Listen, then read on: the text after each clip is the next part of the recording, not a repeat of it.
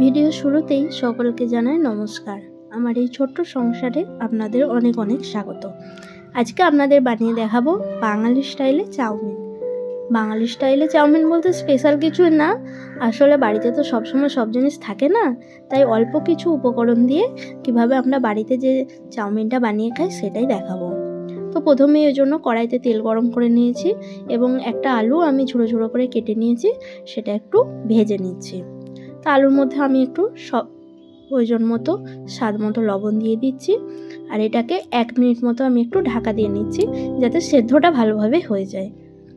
দেখুন 1 মিনিট পর আমি ঢাকা খুলেছি, এই যে সেদ্ধ হয়ে গেছে।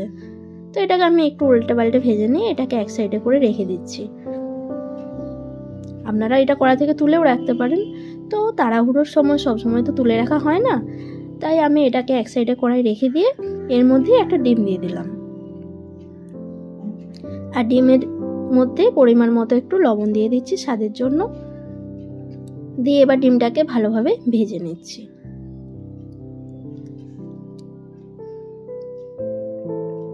এবার আলু আর ডিম একসাথে ভালোভাবে ভেজে নিচ্ছি।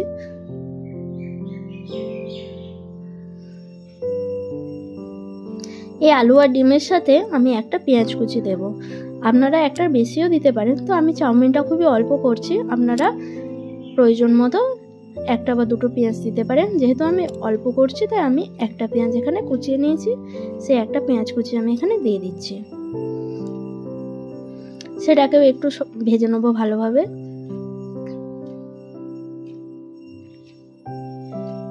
এরপর স্বাদ অনুযায়ী আমি কাঁচা লঙ্কা একটু কুচিয়ে দিয়ে দিলাম, আপনারা আপনাদের প্রয়োজন মতো দেবেন। আমি এখানে 2টো কাঁচা লঙ্কা দিয়েছি, যেহেতু চাউমিনটা অল্প, তো আপনারা আপনাদের যেরকম ঝাল খান সেরকম অনুযায়ী দেবেন। তো এই চাউমিনটা আমি দিয়ে দিলাম। চাউমিনটা আমি আগে থেকে সেদ্ধ করে রেখেছি, অল্প একটু লবণ আর একটু সাদা তেল দিয়ে জল ঝরিয়ে রেখেছিলাম, সেই চাউমিনটা আমি এরপর দিয়ে দিলাম। আর আমার কাছে ছিল ম্যাগি মশলা, তো সেই ম্যাগি মশলাটাও একটু দিয়ে দিলাম যাতে সেন্টটা ভালো হয়, এতে টেস্টটা খুব খেতে ভালো হয়। এবার আর কি সবগুলোকে একসাথে ভালোভাবে নেড়ে নিলেই ভেজে নিলেই তৈরি চাউমিন। নুনটা আমি দিয়েছিলাম কিন্তু মনে হলো যেন একটু কম হবে, তাই আর একটু পরিমাণে লবণ আমি দিয়ে দিলাম। এবার আমি এই সবগুলোকে প্লেটে সার্ভ করে দেবো একটু ভালো করে ভেজে নিয়ে।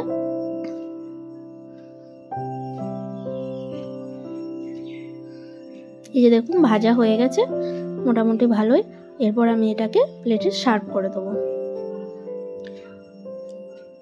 আপনারা আপনাদের পছন্দ মতো জিনিস দিয়ে গার্নিশিং করে খেতে পারেন। আমি একটু শসা, পেঁয়াজ আর গাজর কুচি দিয়েছি, সস দিয়েছি, আর উপর থেকে একটু চানাচুর ছড়িয়ে দিয়েছি, যেহেতু বাঙালি স্টাইলে চাউমিন। তো ভিডিওটা ভালো লাগলে প্লিজ চ্যানেলটিকে সাবস্ক্রাইব করে দেবেন।